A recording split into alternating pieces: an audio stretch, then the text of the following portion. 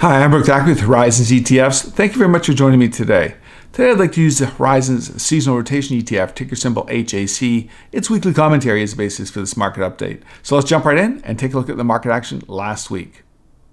Last week we saw the S&P 500 lose 2.2% and the Canadian stock market lost a little bit less at 1.8%. Now, on average, over the long term, Thanksgiving week tends to be a positive week for the stock markets. In fact, the stock markets were actually doing quite well up until Friday when the Omicron variant coming out of South Africa was announced and as a variant of concern. And we saw some countries shutting down their borders to flights coming in from South Africa and taking other restrictions as well. And this scared investors around the world. So we saw a sharp decline in the stock markets on Friday. Now, not a lot is known about the Omicron variant at this time, and investors are really going to be trying to struggle with its overall impact due to its severity and what actions countries are going to take from this. So we could see a little bit of volatility coming up this week. This week as well, we do see the NonFarm Payroll being announced with 550,000 jobs being expected to be created in November. This compares to the 530,000 jobs in the previous month as well. So investors are really going to be trying to judge how strong the economy is, particularly with the Omicron variant coming out now.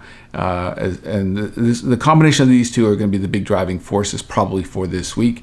We do see on the Canadian side that Canadian banks are actually starting to announce their full year results this week, starting on Tuesday with Scotiabank. Now, this is an interesting time because the regulations have been removed from Canadian banks who had previously been restricted from over the last a year and a half or so from increasing their dividends and announcing share buybacks, and those restrictions have been removed. So there's an expectation that some of the Canadian banks will start announcing buybacks and also dividend increases as well. Last week, HAC did make some changes in its portfolio overall on a net basis. We saw the technology sector being reduced and an initial position being taken in the financial sector in the US as well. If we take a look at what was going on in the markets last week, here we can see that Monday was a down day, Tuesday was an up day, Wednesday was an up day, Thursday was a holiday for the S&P. We're using the S&P 500 in the States. Thursday was a holiday.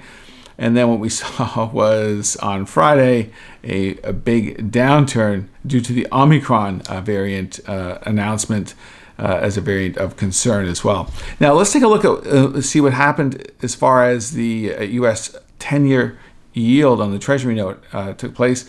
Once again, so Monday it went up, Tuesday it went up, Wednesday it did come down a little bit, Thursday was a holiday once again, and then Friday we saw that huge drop with the yield closing down at 1.48% last week going across. Here we can see the S&P 500 was down for the full week, 2.2%.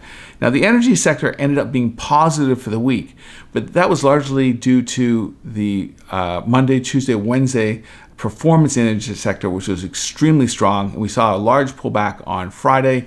Oil fell, the commodity fell quite sharply last week as well. And we did see consumer discretionary down quite a bit, communication services, technology down as well.